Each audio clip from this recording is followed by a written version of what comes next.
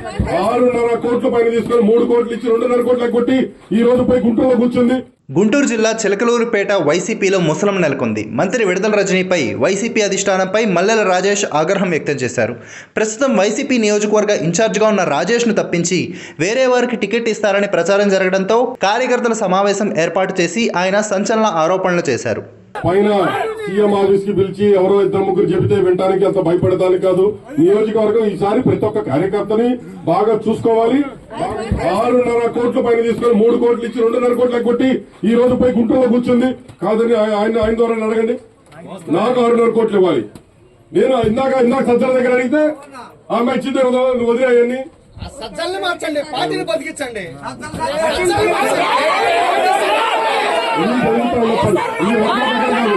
ఎంత మంది దగ్గర ఎన్ని రకాలు చేశారు. ఇలాంటి ఎమ్మెల్యేలు మాకొద్దు. ఈ రోజు గుంటూరు నుంచి ఎవరు వస్తారా, లేకపోతే విజయవాడ నుంచి ఎవరు వస్తారో మాకు అవసరం. చిలకలూరుపేట వ్యక్తిగా ఇక్కడ నేను ఉన్నానా లేదా అనే దానికన్నా చిలకలూరుపేట వ్యక్తిని, నిజమైన వ్యక్తి, కరెక్ట్ అయిన వ్యక్తిని పెట్టండి.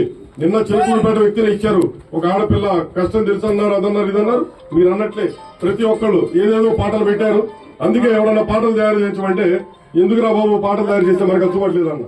ఇలా ఈ వ్యాఖ్యలు చేసిన కొద్దిసేపటికే చిలకలూరుపేట సమన్వయకర్తగా కావటి మనోహర్ నాయుడును వైసీపీ నియమించింది. దీంతో ఆగ్రహించిన మల్లెల రాజేష్ అనుచరులు ర్యాలీ చేపట్టారు. ఆ సందర్భంగా ఉద్రిక్తత నెలకొంది. కనీసం ఆర్థిక మంత్రిగా ఉండి సపోర్ట్ చేయాలి. నాకు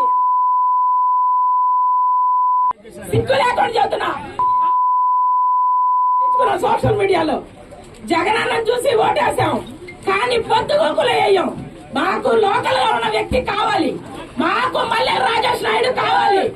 చిలకలూరిపేటలో ఎవరు గెలవాలన్నా, చిలకలూరిపేటలో ఎవరు గెలవాలన్నా కూడా మల్లెల రాజేష్ అనే వ్యక్తి ఎవరి పక్కన ఉంటే వాళ్లే గెలుస్తారు.